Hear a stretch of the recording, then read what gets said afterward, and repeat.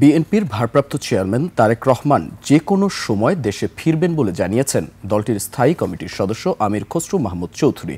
রাজধানীর একটি হোটেলে সমসাময়িক ইস্যু নিয়ে সংবাদ সম্মেলনে তারেক রহমান আগামী ত্রয়োদশ জাতীয় সংসদ নির্বাচনের নেতৃত্ব দেবেন বলেও দাবি করেন বিএনপির এই নেতা।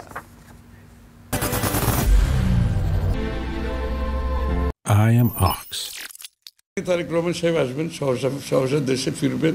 ওনার বাড়িঘর সব প্রায় শেষের দিকে, ওনার অফিসের কাজও প্রায় শেষের দিকে, এবং ওনার বাংলাদেশে যে পরিকল্পনা আছে সবগুলো ভালোভাবে এগুলো পরিকল্পনাগুলো সব দলের পক্ষ থেকে, ওনার পক্ষ থেকে আমরা শেষ করে ফেলেছি।